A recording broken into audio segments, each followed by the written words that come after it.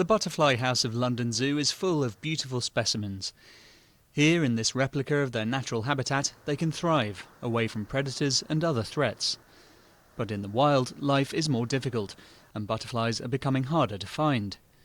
That's certainly what Amy Walkden and Emma Grice are finding in their rural village of Abbots Kerswell. What colour is it? Behind it. What colour is it?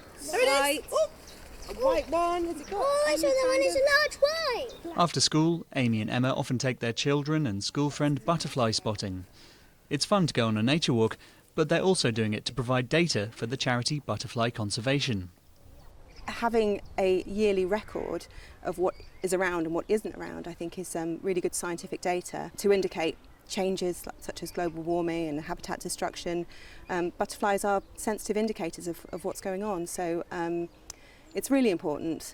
Monitoring takes place year-round, but the charity is particularly encouraging people to take part in its big butterfly count survey until August the 6th, entering information about how many they spot in its free app. Data from volunteers helped produce Butterfly Conservation's latest report. Lead author Richard Fox says its findings are alarming.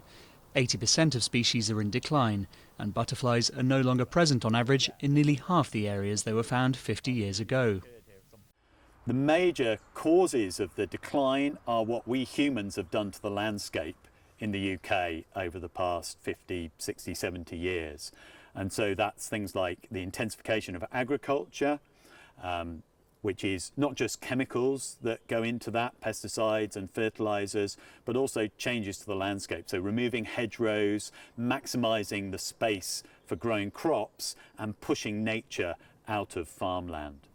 Back at home, the Walkdens are also raising caterpillars in their garden. Young Robin already has a good idea of how important this is. If we don't have any butterflies and all the buzzy things, then the things that eat butterflies won't have any food, and the things that eat them, well, basically just the food chain. And part of the food chain is the things that we eat. And if there's none of them, then we will starve and we won't really be able to survive, will we?